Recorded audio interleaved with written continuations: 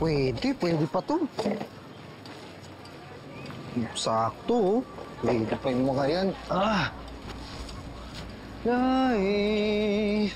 Ano kayo meron dito? Plastic.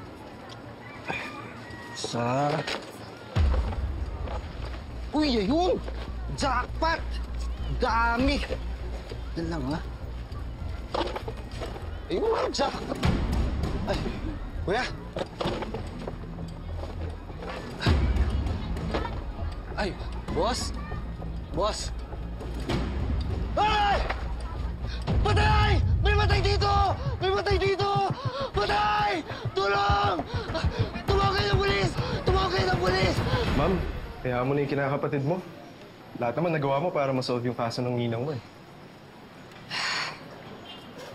Ano bang i-consult mo sa akin, Noble? Kasi ma'am, may lumapit na nanay sa akin kahapon. Yung anak niya raw na-recruit sa Middle East. Pero mula nung umalis, hindi na makontak. Ilapit ka mo sa overseas employment. Yun yung sinabi ko, ma'am. Pero duda niya raw, nabiktima ng sindikato yung anak niya. Human trafficking? Tingin ko rin, ma'am eh. Enriquez! Tara, sumama ko. Saan, sir? Si Daga, itinumba. Ha? Tara! Noble, mamaya tayo mag-usap. Sige, ma'am. Natagpuan ang bangkay ni Brando Salazar na kilala sa pangalang Daga sa isang eskinita kaninang umaga. Si Daga ay matatandaan nating whistleblower tungkol sa di umano'y pagbabayad sa kanya ng mayoral candidate na si Victor Santiago para magsimula ng gulo sa isang liga sa Barangay Santa Ana. Mami, magagawa po ba talaga ni Tito Victor to? Hindi ko na rin alam talaga, anak. I can't even believe kaya gawin ni Victor yun. Oo, anak. Kahit ako, hindi ako makapaniwala. Pero si Victor makikinabang sa pagkamatay ni Daga. But it doesn't mean na si Victor ang nagpapatay. Ito po talaga yung ruta ko sa umaga. Tapos may nakita na lang po ang bangkay dyan. Wala ka na bang ibang taong nakita dito sa paligid? Wala po eh. Masyado pang umaga kanina. Sige. Kontakin ka na lang namin kung meron pa kami tanong sa'yo. Sige po, sir. Ma. Sige. Nilagay dito. Enriquez. Garcia. Sir. Anong findings niyo? Wala pa rin, Chief eh. Wala pa rin kami makuha ang tamang lead. Enriquez, ano iniisip mo? Sir, hindi ba masyadong coincidence na to? Pagkatapos magsalita ni Daga... Enriquez, alamin mo natin kung sino may gawa nito. Sige na. Puntahan niyo ako kung may development na. Nasa kotse na ako. Sir. Sir. Sige. Excuse lang. Enriquez, kulit-kulit mo talaga.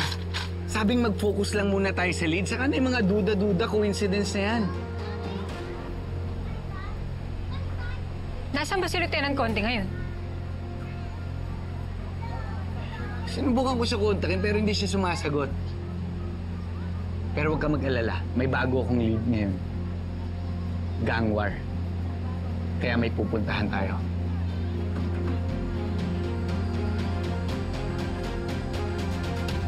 Ready ka, nurse?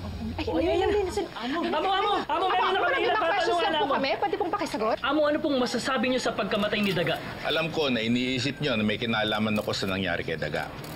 Dahil doon sa mga expose na ginawa niya sa akin. Pero here's the big picture. Dinungisan ni Brando Salazar ang pangalan ko. Kaya ko siya sinampahan ng kasong libel. At dahil yun lang ang tsansa ko para mapatunayan ko sa lahat na this is a demolition job laban sa akin.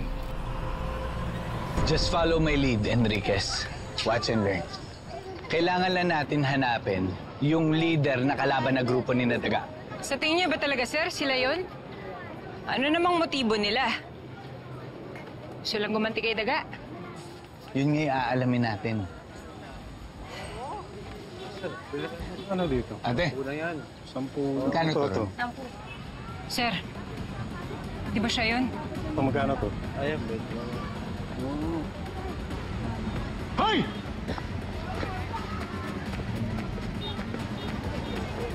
Tumay! Hoy! Tumigil ka!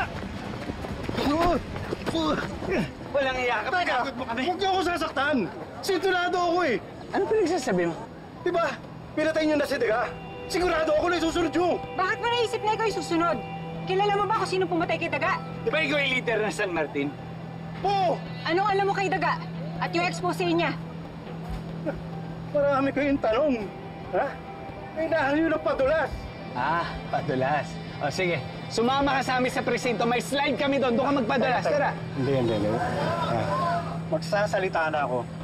Okay? Ano? Alam niyo yan si Daga. Kakilala lang yan gang namin. Pero hindi kami nagbabanggaan yan. So yung riot niyo dun sa liga, palabas niyo lang yon? Katulad dun sabi ni Daga? Tatanungin ka namin ulit. Anong kinalaman ninyo sa pagkamatay ni Daga? Siyempre, ang usapan si Kaje, siya mo nagpapatay. Pero wala namang preba dun eh. Kung gusto nyo, kausapin nyo lang mismo yung gang ni Daga. Baka mas may alam pa sila sa amin.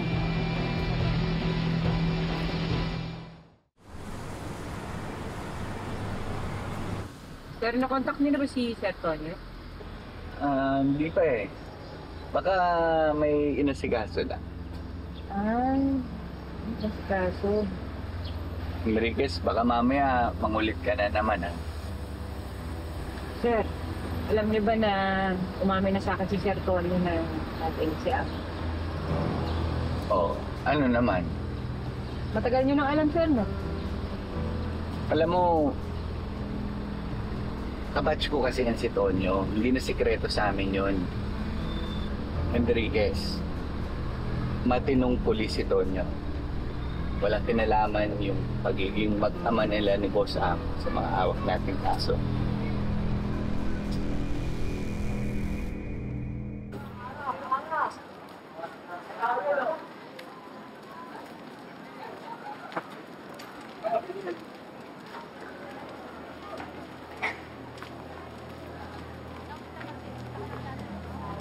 Nakikiramay kami.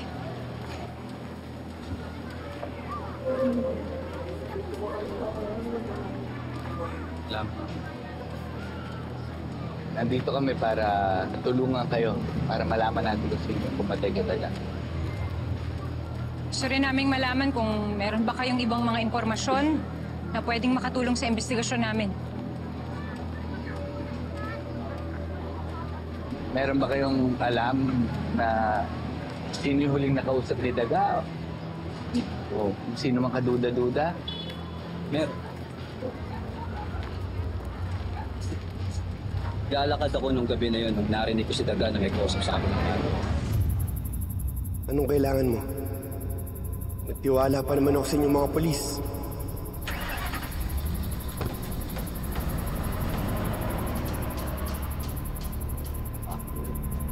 Pagdating ko, wala na siya. May tumangay na kay Daga. May idea ba kayo kung sinong gumawa nun? Wala. Walang nabanggit na pangalan. Pero rinig ko mismo sa bibig ni Daga na pulis ang kausap niya.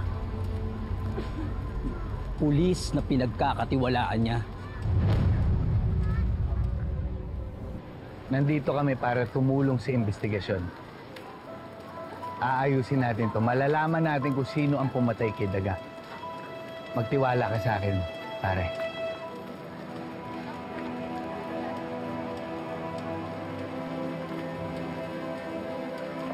Hindi mo ko kumpare.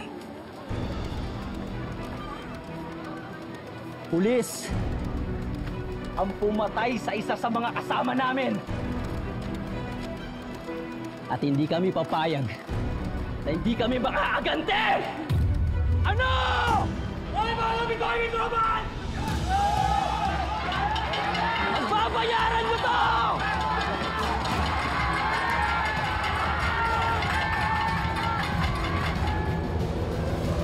Lieutenant Charlie Samson, welcome to Station 12. Nandito sila kasi kailangan nilang tulong natin sa kasong hawak nila. Charlie? Bobby? Paring hindi kayo masamang tao, pero naging masamang ama pa rin kayo. Pero gusto kong bumawi. Bigyan mo ako ng trabaho. Gawin mo akong bodyguard mo. Artista ka nga ako! Ang galing mo magpagda! Grabe ka, Bobby! Grabe ka, mag-guilty ka! Baka ano nangyari dun, ha? Exciting pala dito sa Calabari eh. Nagpalipat kaya ako ng Station 12. Seryoso? Gusto ko maging close ulit kami ni Enriquez. Lieutenant Conde,